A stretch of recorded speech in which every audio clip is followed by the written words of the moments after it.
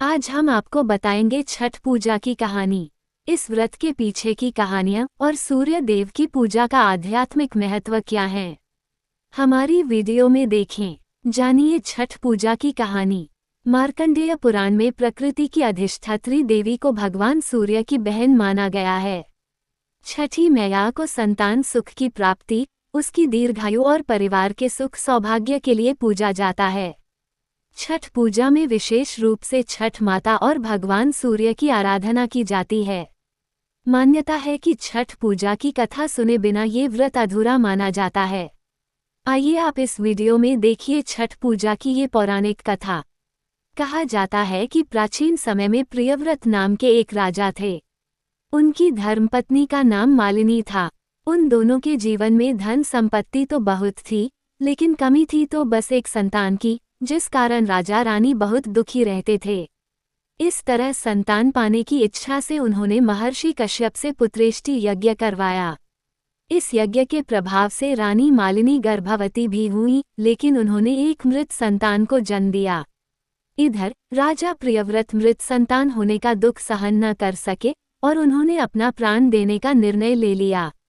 जब राजा आत्महत्या करने जा रहे थे, तभी उनके सामने एक सुंदर देवी प्रकट हुई। देवी बोली, हे राजा प्रियव्रत, मैं षष्ठी माता हूँ। मैं अपने भक्तों को संतान सुख व सौभाग्य प्रदान करती हूँ। जो भक्त सच्चे मन से मेरी उपासना करते हैं, उनके सभी मनोरथ पूर्ण होते हैं। माता आगे बोली, यदि तुम मेरी पूजा करोगे तो निश्चय ही तुम्हें संतान सुख प्राप्त होगा। राजा ने षष्ठी माता के आदेश के अनुसार कार्तिक मास के शुक्ल पक्ष की षष्ठी तिथि को अपनी पत्नी के साथ मिलकर विधि विधान से छठ माता की व्रत उपासना की और माता के आशीर्वाद के फलस्वरूप उन्हें एक सुंदर पुत्र रत्न की प्राप्ति हुई। मान्यता के अनुसार तभी से छठ पूजा का ये पावन पर्व मनाया जाने लगा। आइए अब जानते हैं महाभारत काल से जुड़ी छठ पूजा की कथा। एक अन्य पौराणिक कथा के अनुसार पांडवों और उनकी पत्नी द्रौपदी ने अपना खोया हुआ राज्य वापस पाने के लिए छठ पूजा की थी। जब पांडवों को हस्तिनापुर से निकाल दिया गया था, तब उन्होंने द्रौपदी के साथ मिलकर ये व्रत किया और सूर्य देव के प्रभाव से उनका खोया हुआ राज्य व मान सम्मान पुनः वापस मिल गया। एक मान्यता के अनुसार सूर्य पूजा की शुरुआत महाभारत काल में कर्ण ने की थी। कर्ण भगवान सूर्य के परम भक्त थे और प्रतिदिन पानी में खड़े होकर उन्हें अर्घ्य दिया करते थे। इसी उपासना के फल स्वरूप सूर्य देव की कृपा से वे एक महान धनुर्धर बने।